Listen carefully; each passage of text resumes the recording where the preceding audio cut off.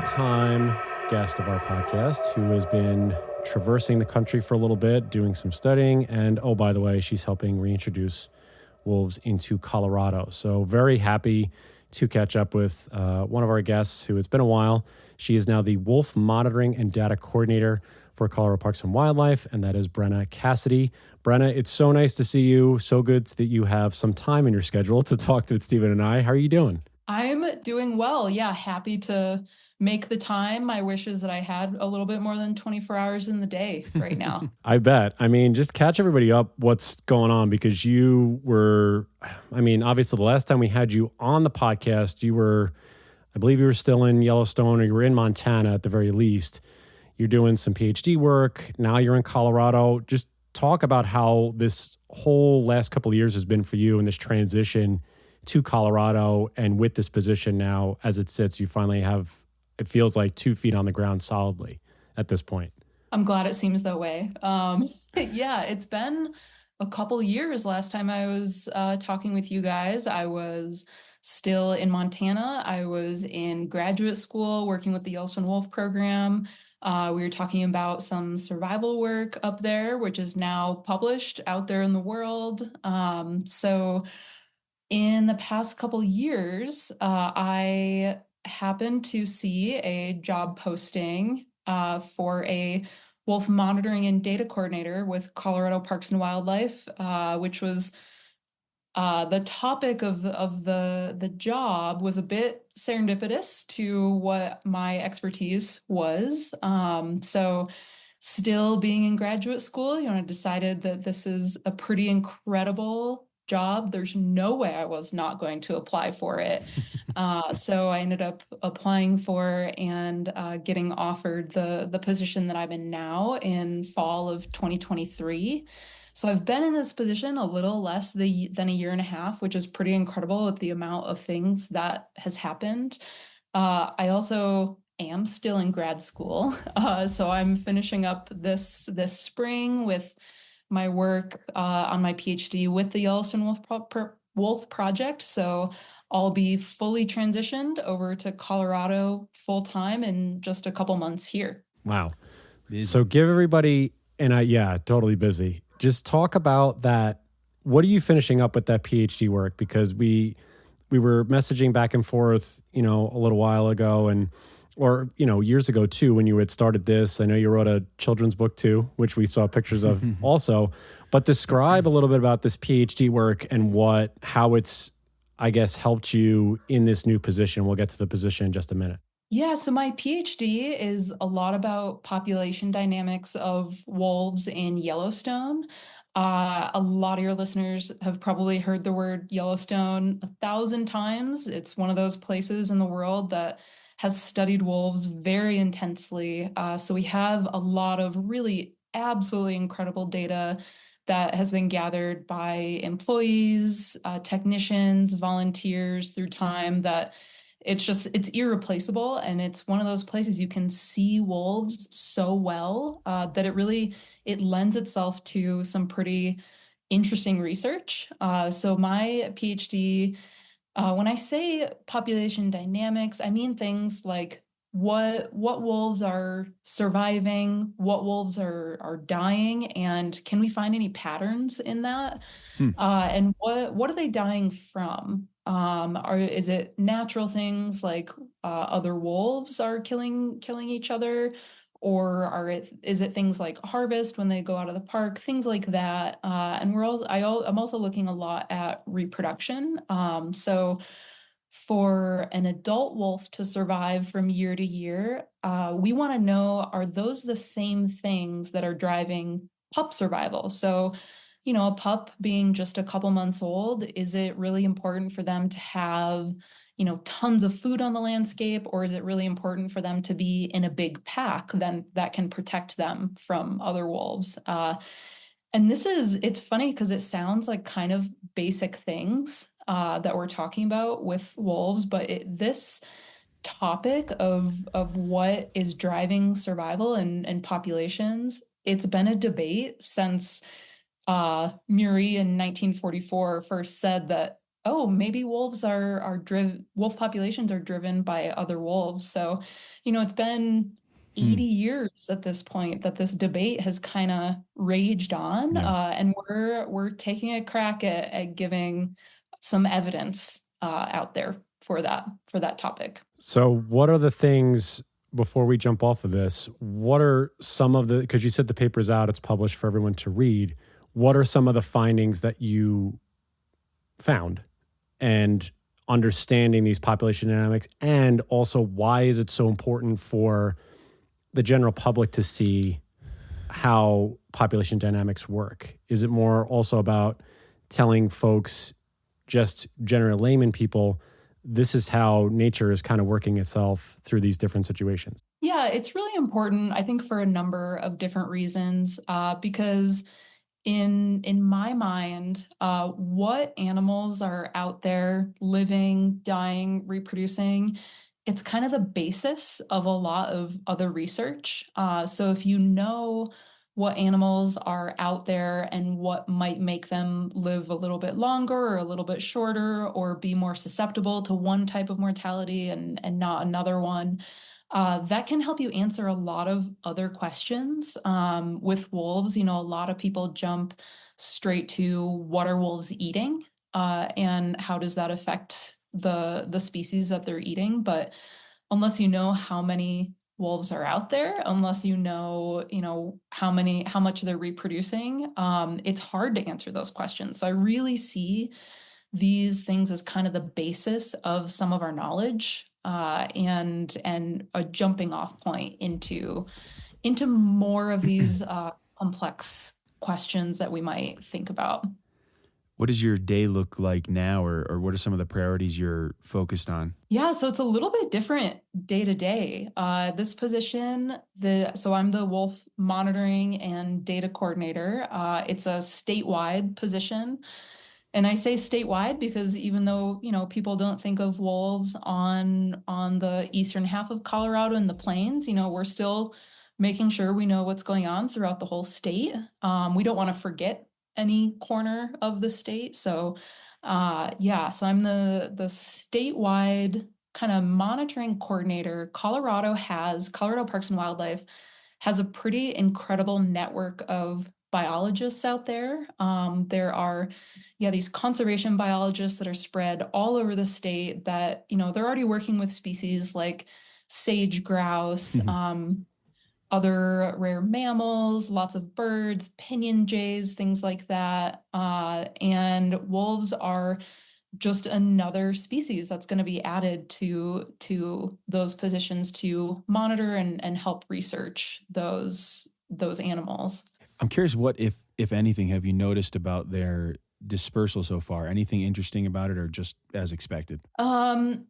It's funny because I think after working with wolves for so long, I have realized how little I know about their decision-making Yeah. processes, All right. because at this point there are at least 29 wolves in the state of Colorado, 15 of the ones that we just brought from British Columbia, it's their first time stepping into Colorado, after the crates were open. It's their first time being here, so they're exploring. Um, and nothing has been particularly surprising to me. That might be a little bit because I've seen wolves do some wild things. They can travel wild distances, or they can kind of find a spot that they really like and set up a territory there and not go very far. So I wouldn't say surprising, but I think that just comes from watching wolves surprise me over and over. I think uh, I've become used to the surprise. Yeah. I think somebody, I don't know if it was your sister, but somebody basically said you can't basically pin down what wolves will do because they'll do the complete opposite of what you were thinking of doing or what you've researched for years and years, and it all goes out the window essentially. Yeah. It was something like that. Yeah. Doug Smith says that over and over, that wolves will surprise you. Yeah, and it's totally true. Talk about a little bit, if you can, just because I believe you were part of you were on staff for both sets of translocations, and tell me if that's a better word, because we use reintroduction. So you use translocation, so I'm trying to pick up on the jargon that you guys have. But what was your role? Because I saw you in some of those photos, and you were carrying and obviously doing the data collection before obviously they were called and released. How does all that come together for you, and what's your role in those types of situations, from getting picking out the certain wolves and then ultimately releasing them onto the landscape? Yeah, absolutely. So last year, so the December of 2023 translocation process, and I say translocation process just because that is the process of wolves being captured and brought to Yeah. Colorado, and the reintroduction I view as like pretty broad scale. Like that is the outcome, but Mhm. yeah, I'll say translocation just for the particular process of getting wolves from one spot to another. Sure. So the Oregon process was actually just 2 months after I started my position in Colorado. So it was a pretty fast way to meet people, to kind of get going in this role, which was pretty exciting. That was a process that was pretty incredible to be a part of, and getting to share that with all of my brand new uh, colleagues was really special. And I was really, really happy to have been able to start at that point, to be able to do that with them. And not only the people in Oregon, but all the people on the Colorado side who were working super hard to make sure that we were ready to release wolves right away when they got back to the state. Yeah. I was going to ask you more about just what work you were a part of that preceded translocation, I guess in preparation for it, I suppose. Yeah, so that process really extended back. It started really when, and even before, the vote in 2020 happened, because Right. with that bill being on the ballot, everyone was ready to, if that bill passed, get to work, Yeah. to be able to have enough time and give enough attention to the entire wolf restoration plan. So that plan, I wasn't in Colorado for that plan being written. But there was an absolutely incredible amount of work that went into writing this couple 100-page document that outlined exactly how wolves would be brought to the state, what management would look like, and that incorporated work from two different specific groups, and then a lot of a huge public process to incorporate public comment, public opinion into that plan. The two groups were the stakeholder advisory group. So those, think about people in Colorado, ranchers, outfitters, wolf advocates, from the state of Colorado that had a stake in this entire process, and they met several times. A lot of it did have to be over Zoom, since that was 2020. We were kind of in the height of COVID at that point. Um, and then the other group was the technical working group, and this was less state based and more broad, because the scale of this project was just immense. But it had been done before several times, and there were a lot of lessons that could be learned in that whole process. So the technical working group encompassed a lot of wolf biologists from around the country who had expertise in wolves, in translocating wolves, and in these reintroduction processes that got to help Colorado Parks and Wildlife plan how it would go. So when you went from Oregon, so the Oregon translocation happened, and this second with BC, what was the difference for you? Obviously, you were 2 months. You started 2 months in, and the one from Oregon happened. Then you got your feet under you a little bit more. What was your involvement in this most recent translocation that happened? Because you're obviously getting the baseline of data for what you're doing for tracking them. what's the steps of the process for you as those 15 wolves are coming across, the country and going into Colorado? Yeah. So, I mean, the coordination effort with British Columbia was a big lift.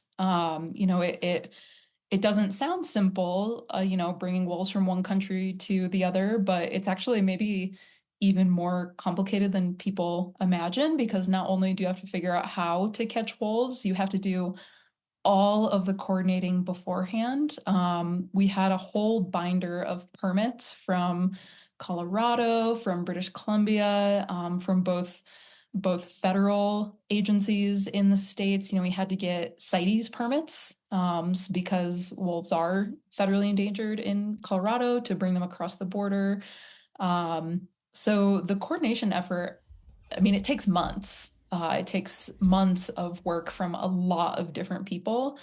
And then you have to think about also kind of the kind of nitty-gritty technical parts of, okay, well, what kind of gear do we need? And also, how do we get it to a pretty remote location in British Columbia? It's pretty far up there. So I, was in those coordination efforts very deeply for a couple of those months. I, along with some colleagues, I kind of led the prepping of the gear, and we think of, okay, what does it take to catch a wolf? Not only does it take a GPS radio collar that we're putting on a wolf, but it also takes little things. It takes things like cheek swabs for getting genetic information from just a swab of the cheek when you have the wolf in hand. It takes little things like I needed electrical tape to put, this magnet on a collar so it would stop beeping at me. It would take, pens and pencils, like little things like that. So putting together the gear was no small feat, even the little bitty things. But then, when we wanted things that would be useful in case there was, some sort of medical thing that we needed to address on a wolf or something like that. We wanted to make sure we were prepared for pretty much any situation we could think of. So transitioning, we had everything prepped. We got everything up to British Columbia, and then, myself, all of our colleagues, 11 people went up. And worked with the province of British Columbia up there. And yeah, so in Canada, my role took a couple different roles. I was handling wolves, and what I mean by that is doing things like fitting radio collars on wolves, taking measurements, looking after wolf welfare along with our wildlife veterinarians that were there, who I cannot say how much I appreciate them. And there's also the fact that wolves have to get back to Colorado somehow. So what we did, we were, pretty darn far away from Colorado up in British Columbia. So we partnered with a really awesome organization, Lighthawk Aviation, who we partnered with in Oregon. They're incredible. They do a lot of volunteer environmental work. Some private people with private planes of various sizes.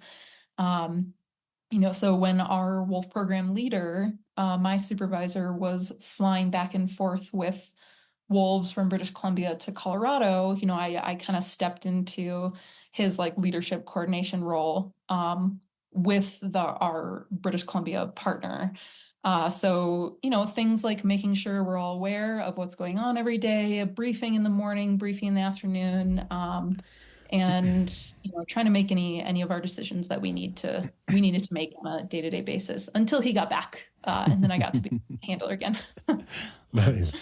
If we're talking about the nitty gritty sort of numbers and data, what are the data points you're currently monitoring? I assume population sizes, dispersals, et cetera, but what are the most important data points at the moment, and what does that whole picture look like, I guess, as of now?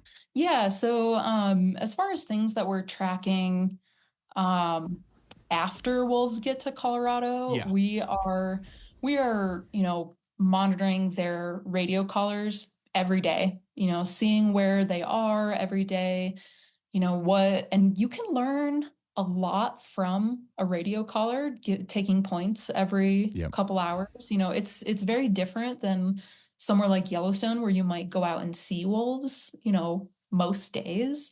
But we are watching wolves, what they're doing, who they're interacting with, whether they were translocated with a pack mate or not. Some of them were translocated with pack mates that they've met up with again and they're traveling with, but some of them were brought up as the only wolf from their pack. So we want to see, who are they going to meet? Are they going to meet wolves that also came from British Columbia, or are they going to meet wolves that were already in Colorado, from whether it was last year or whether it was from the litter in 2020 that have still survived and stayed in Colorado at this point. So movement is a big one right now. So my role as the monitoring coordinator, my role is kind of to do that all the time, not just for translocation efforts and the Yep. restoration effort, but to watch what wolves are doing, who they're meeting. We're almost to wolf breeding season right now, so Right. we'll be watching really closely who is hanging out with who during the breeding season, because that might give us some clues to like what reproduction could look like this spring and into this summer. So those are kind of the main things right now. Um, my role is not really involved in kind of like the conflict side, Right. but knowing where wolves are and making sure we can communicate that to producers is really important. So that doesn't fall under kind of my monitoring umbrella, but that's just another way that the monitoring efforts of having GPS collars and knowing a lot about what these wolves are doing, just another way that's really important. So when you're looking at this stuff too, what other data points or sets are you hoping to get out of this? Because wolf movement is obviously great. Are you going to be updating with, pack numbers or dispersals, or obviously you can show some of that, but what's some of the other core data that you're able to, gather from this, obviously with the second group that's have paws on the ground in Colorado?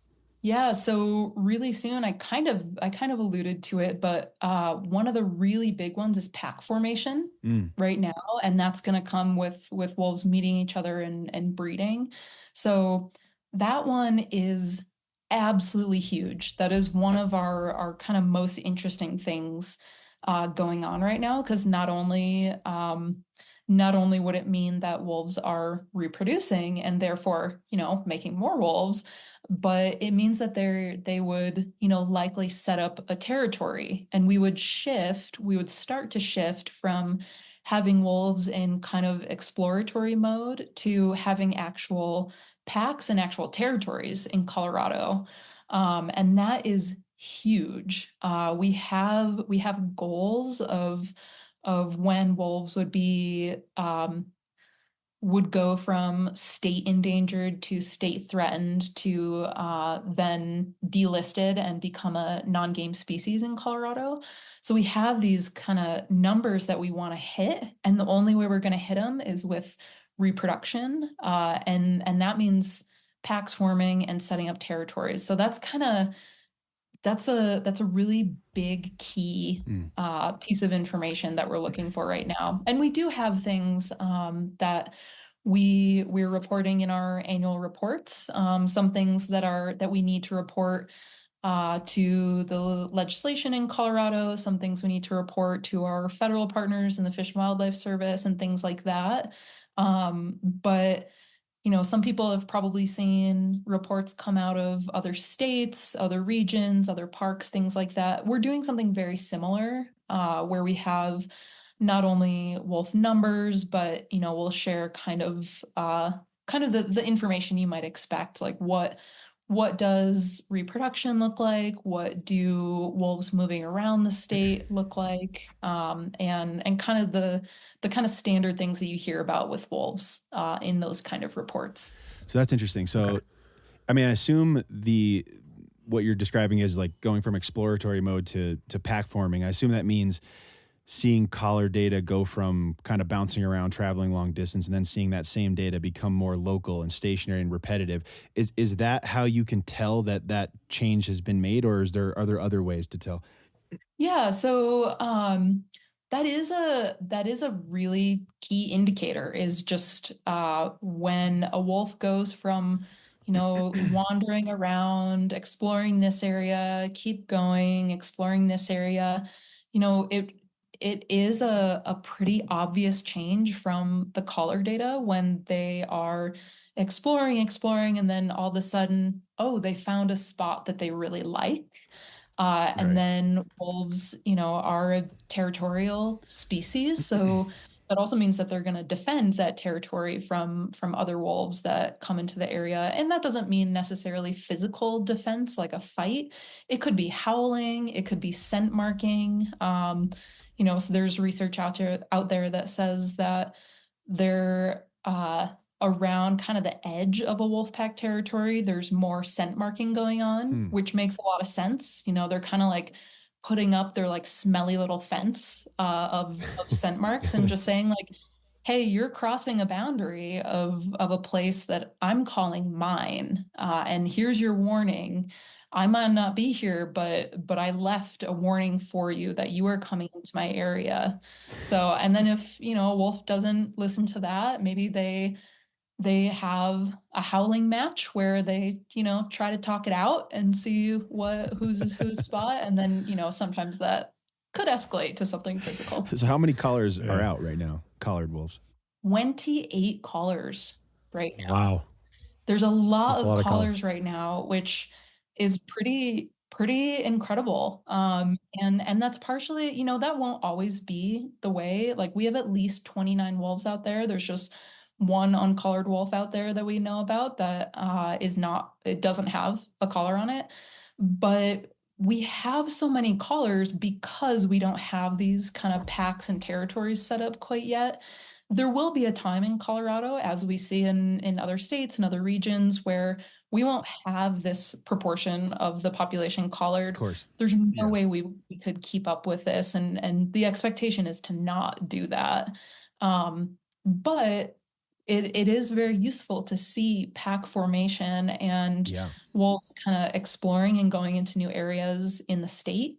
So we will get to a point where we have packs and, the breeding pair and maybe a subordinate or two is collared, so we can keep track of dispersal and new packs forming in the state.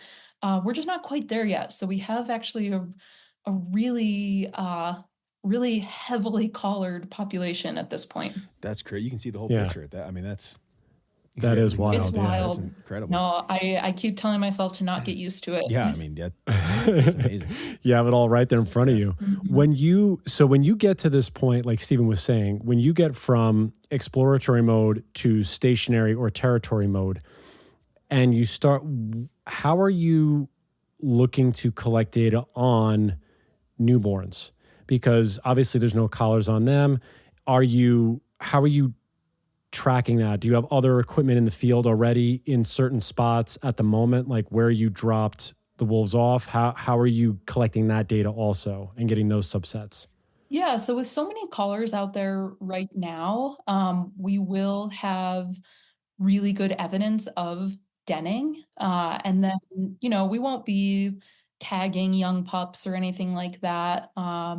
We may in the future collar pups in kind of their first winter of life when they're like, 9 months old or so. But, we won't be doing anything. We won't be doing anything hands-on with those pups until they're full size and could wear a radio collar. We have a lot of tools at our disposal for monitoring those dens. And, I've have a lot of experience working with some of those tools or most of those tools. But we're in a new landscape. And we're going to test out what works best for us, not only with the landscape, but logistically, what actually is going to work the best in Colorado. Is it aerial surveys over dens? Is it trail cameras? Is it, recording units, recording howls, things like that. So we're working actually with a lot of different methods, probably in the next year or two or more, until we decide what the best method is. I think it's a pretty incredible chance to compare those methods against each other. My want to be as efficient as possible in the future. I'm really excited actually to compare monitoring efforts for dens coming up here in the future, especially kind of like the non-invasive, not hands-on kind of stuff. How long will the collars that are on these 28 wolves now, how long will they last for?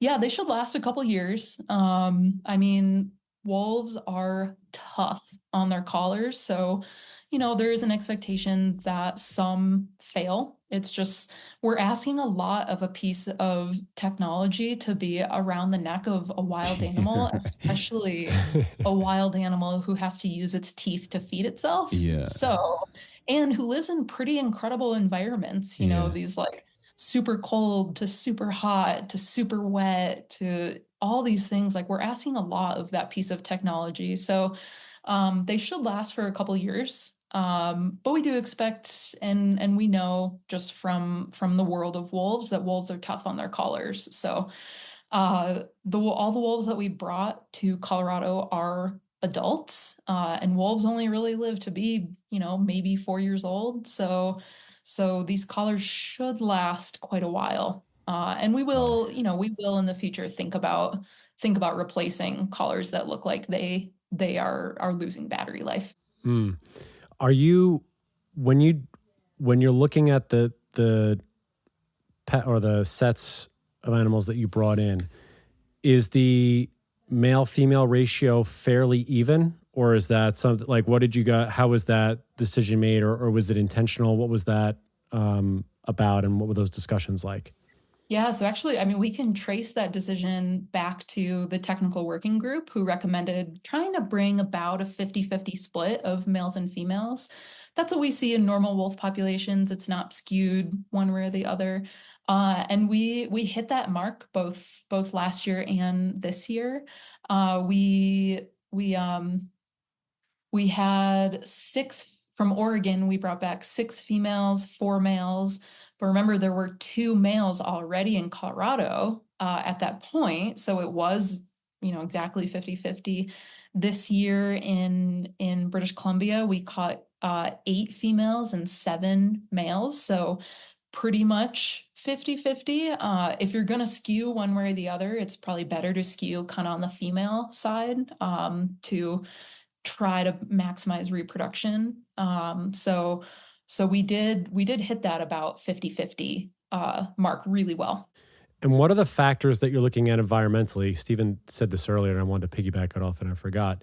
But in this new environment where they're in, what are the things that you're looking at from your perspective in terms of where they're exploring? Where do you guys hope they settle in certain areas? Are there areas that could be best for them? Obviously, the whole western slope or the western slope. But what are the things that would lead you to believe that they've settled in? Other than them just staying put via the collar tracking data, what are some things that you know about the environment since you've been there for a little bit now that you would lead you to believe they'll settle in certain spots? Yeah, so thinking about Colorado's western slope, there were a couple things that we had to make sure for actual release locations that we did. So release locations had to be on the western side of the Continental Divide, and then Colorado Parks and Wildlife put a 60-mile buffer around all the other states and tribal lands. So we didn't want to, release wolves super close to a state boundary and then they leave Right. the state. Right. We've put a lot of effort into getting these wolves here, and we want to do everything we can to make sure they stick around where we're hoping they stick around. But really, the release location isn't super important. Right. Wolves travel a lot. Wolves are looking around for what they want. So the actual spot that a crate is opened is less important than just the overall region in which they're released in. So some of the things we know about wolves is they're absolutely incredible generalists. They live in the tundra, they live in, super rugged mountains, they live in, what sure looks like a desert, they live in, the Midwest, kind of thick forest, things like that. So wolves are incredibly adaptable to their habitat, but they do need food wherever they are.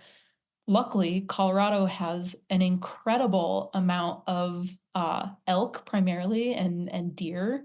So Colorado has, a couple 100,000 elk, which honestly blows me away. Even coming from Yeah. Montana, it's an incredible amount of elk out there, and that's what these wolves are really looking to eat.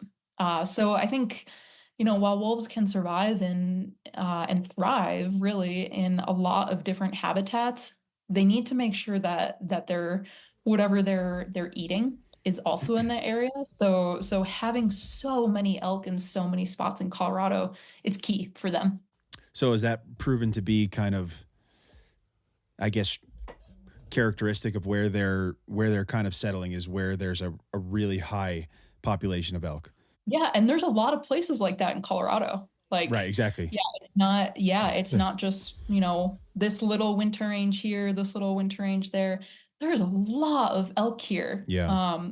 So we are seeing wolves overlapping with some of that elk winter range, but even places that we, might not classify as the best winter range in Colorado, there are still some elk there.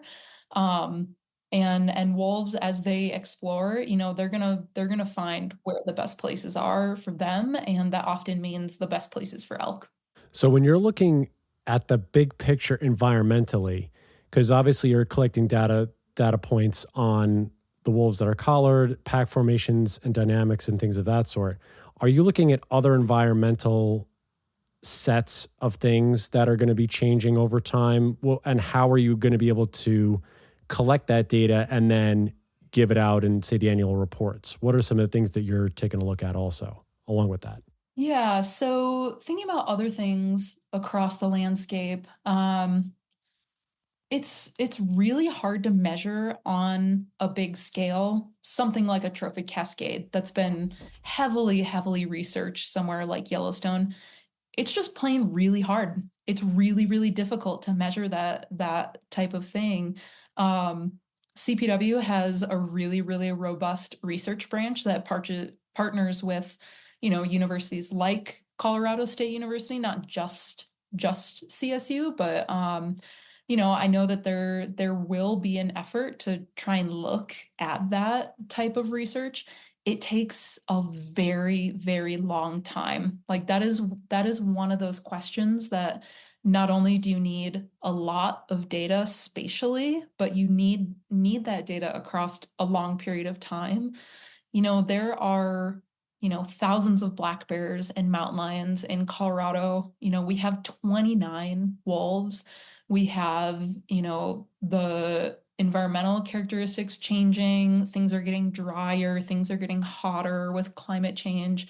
There's a lot of human development in some areas.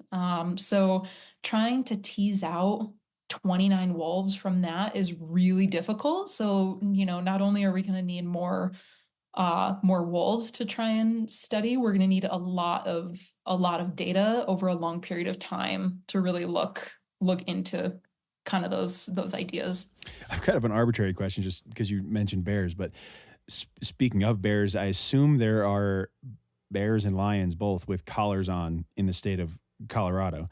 Does that data ever come together where you can see a full picture of kind of all these large predators and how they're interacting? I'm just wondering if that exists. Yeah, so there's actually a lot of mountain lions collared in Colorado. So we're gonna Really? see we're probably going to see some interesting things. I have to imagine, there's so much research potential for things like this. I think I don't know if it's a matter of what CPW and others want to look at, but how much time and funding do people have might be the limiting factor. One thing I can share specifically about mountain lions is, we had several wolf mortalities last year from the wolves that we brought from Oregon. Completely expected amount. It's kind of exactly what I would expect, actually. But the first wolf that died in April of 2024 was actually killed by a mountain lion, which is not something we see. We don't see it very often, but states like Washington, they have seen several wolves killed by mountain lions, and our hypothesis is probably because wolves, their kind of natural state of being is living in a pack and traveling as a pack. So they have that strength behind them, where, we see them chase mountain lions up a tree. We see them kill mountain lion kittens As a pack. as a pack. Yeah, exactly. Yeah. As a pack, yeah. One-on-one, two wolves versus one mountain lion. Yeah, That mountain lion has a really good chance of winning that fight. And with this first wolf that died last year in 2024, that's, I think, what we saw. He was traveling alone. He was a younger male, and he probably was just in a bad place at a bad time, and a mountain lion killed him. And when that collar went off, whatever the signal is, it tells you there's been a mortality. Did someone go out to that site? Yes. Yeah. So we investigate every single mortality.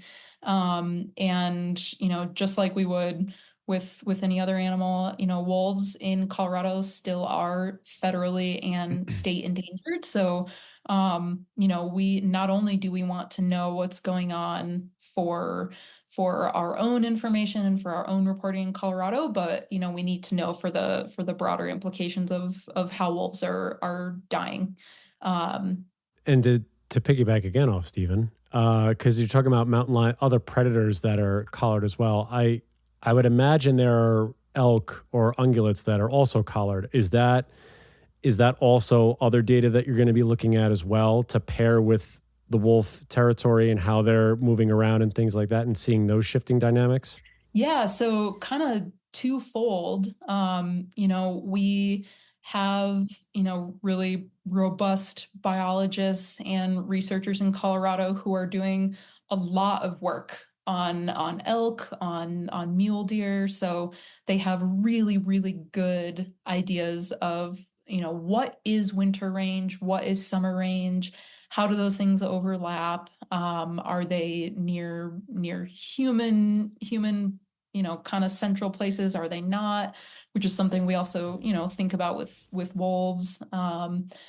And I'm sure there'll be collaboration in the future to kind of measure, in this wolf pack territory, what does the prey base look like? What does it not? Right. I think you guys have talked to Ellen Brandell before. Yeah. So Yep. she's a wolf researcher in Colorado Parks and Wildlife. So one of her focuses is predation, and doing research around predation of wolves, or by wolves, I mean.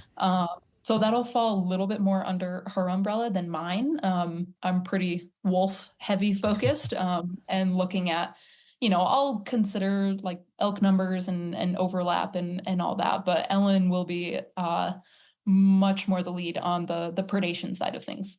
Yeah. I'm just imagining like these little points on a map just moving around. You get the whole. Absolutely. And that's like one of the great parts of Colorado Parks and Wildlife is that there is such robust research being done here on such a large scale that, we can tease out some of these questions. I mean, as a researcher, what does that do for you so that you can collect all of this to paint a bigger and broader picture? That must make it, I wouldn't say easy, but how does that work for you being in a new position in a new state and collecting all this data together to be able to put together this fairly robust picture of a landscape? I mean, what an opportunity. I mean, it's such an incredible privilege to, not only be surrounded by incredible biologists in CPW, but to have such an incredible data set to learn so much from. I mean, coming from, most of my career has been spent in Yellowstone, and I was in elementary school when wolves were reintroduced in Yellowstone, so, no chance I could be part of that situation. And, I thought that was it. Where else could a wolf reintroduction possibly gain traction and actually happen in the lower 48? So, being able to be a part of the Colorado restoration effort is such a privilege. And, on a ton of different levels, on just like a personal level, on a scientific level, and I mean, really like on a career level, this is a pretty incredible place to be able to be at this point in time. Very cool. Yeah, I can imagine. Yeah.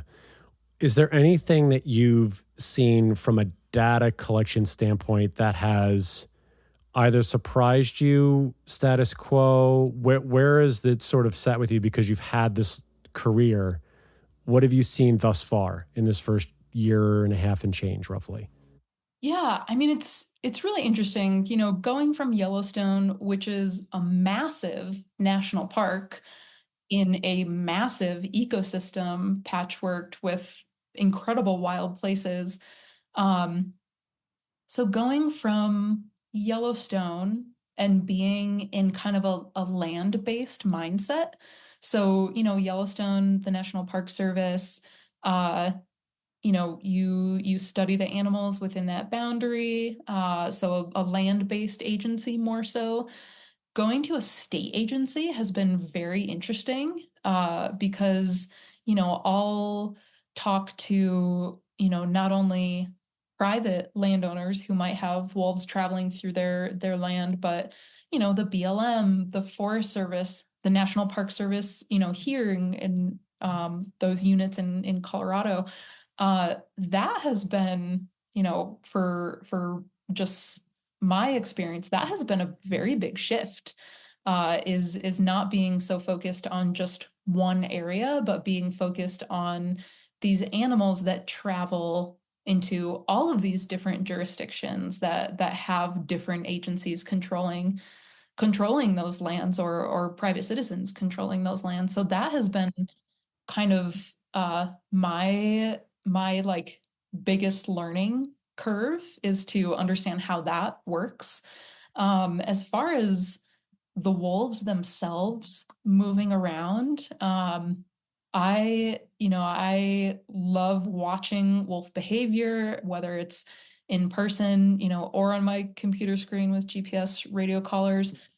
Uh, but I would never anymore, at least, try to predict what they're doing, because they'll make a liar out of you as soon as you say something's going to happen. So as far as surprises, there have been little surprises here and there of wolves traveling together and then splitting up, or sticking together, or settling down pretty quickly when they meet each other or something. But as far as massive surprises, I mean, wolves are wolves, and they will do, similar things, whether they are in a national park or in a state. They're gonna explore the landscape in similar ways, because that is what thousands of years of evolution have told them to do.